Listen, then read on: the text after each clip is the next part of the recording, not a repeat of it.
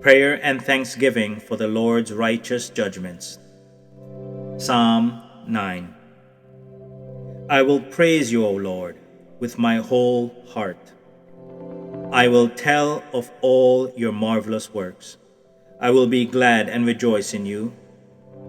I will sing praise to your name, O Most High. When my enemies turn back, they shall fall and perish at your presence. For you have maintained my right and my cause. You sat on the throne, judging in righteousness. You have rebuked the nations. You have destroyed the wicked. You have blotted out their name forever and ever. O enemy, destructions are finished forever, and you have destroyed cities. Even their memory has perished, but the Lord shall endure forever. He has prepared his throne for judgment.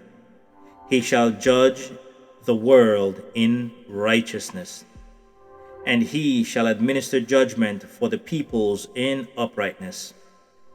The Lord also will be a refuge for the oppressed, a refuge in times of trouble, and those who know your name will put their trust in you. For you, Lord, have not forsaken those who seek you. Sing praises to the Lord who dwells in Zion. Declare his deeds among the people. When he avenges blood, he remembers them. He does not forget the cry of the humble. Have mercy on me, O Lord. Consider my trouble from those who hate me.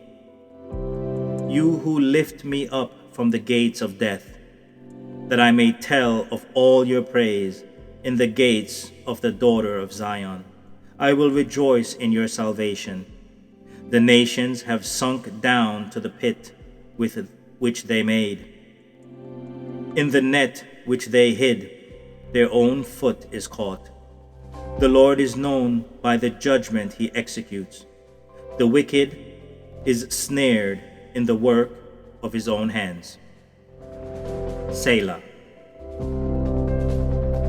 The wicked shall be turned into hell, and all the nations that forget God, for the needy shall not always be forgotten.